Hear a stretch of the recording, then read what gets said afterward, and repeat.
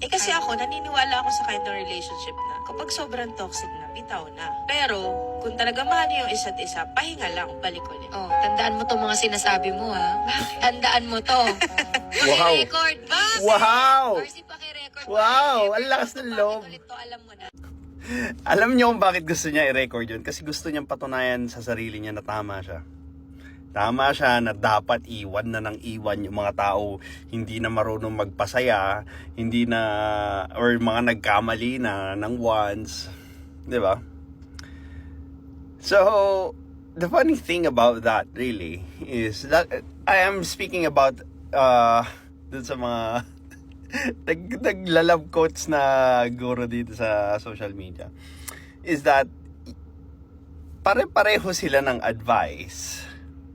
And then, at some point, pare-pareho din sila ng sitwasyon or love life. Either may kaso ng cheating, nakipaghiwalay, nakipag-break, hindi naayos, di ba? So, it does not make sense na bakit hindi gumagana yung tinuturo mo kung totoo man yun. I mean, di ba? Kung gumana yun, dapat kayo pa rin nung jowa mo. So, what's that?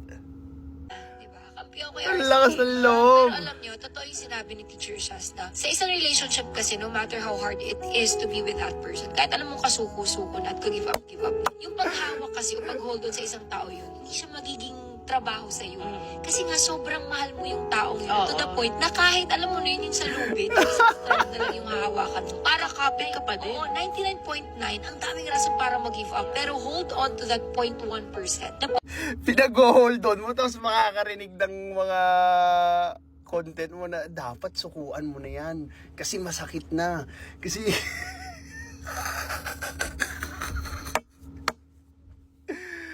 Oh my God!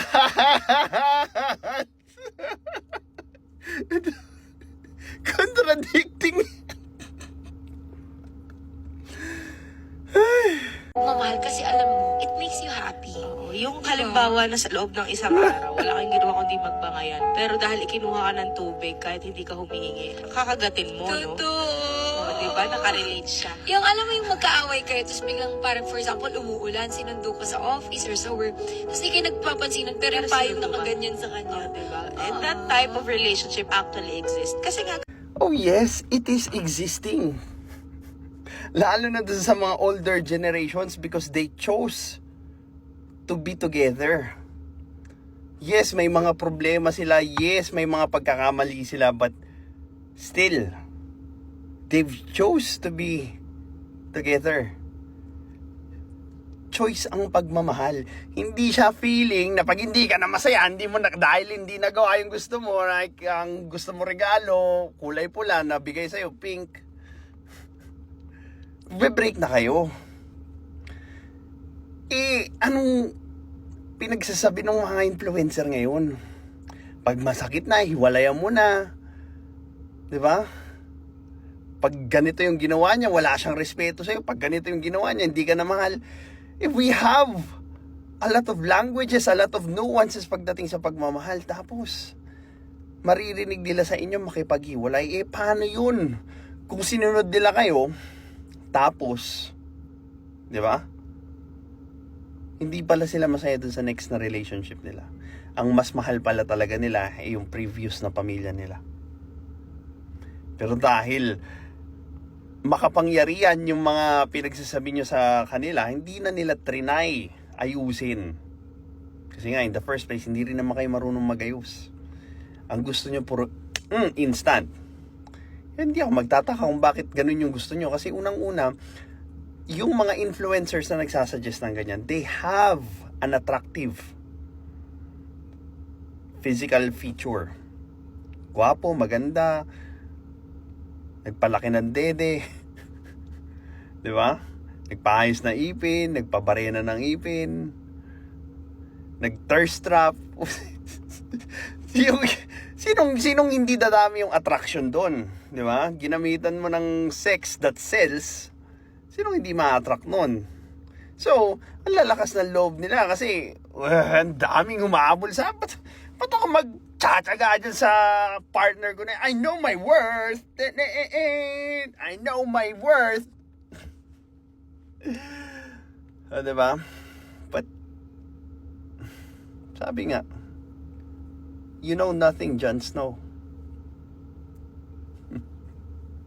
Yung worth na alam nila is very temporary. Na akala nila it's of value ng mas matagal pa. But no.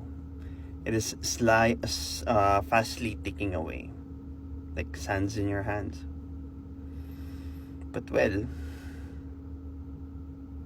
still, they keep on building it instead of building character. Yun lang yung binibuild nila actually.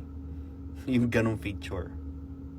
Kaya ang ending, lalaki sila or tatanda silang walang kinatandaan kasi wala silang character. Now, during our life coaching sessions, ang isa sa pinaka nire-require ko, especially if may relationship problem, is to first find out things about themselves and then their partner. And then how they treat one another. And what's the cause of that treatment? Bakit nyo ginaganon yung isa't isa? Ano yung mga hidden mindset na develop nyo to punish one another nang hindi nyo naiintindihan kung bakit?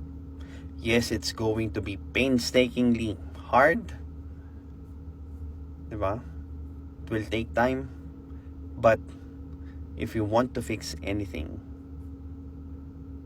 you need to do the hard things. Well, this is your lifestyle coach, Mark. You could book a free clarity session so that we could check if we could work together towards our goal. Have a good day.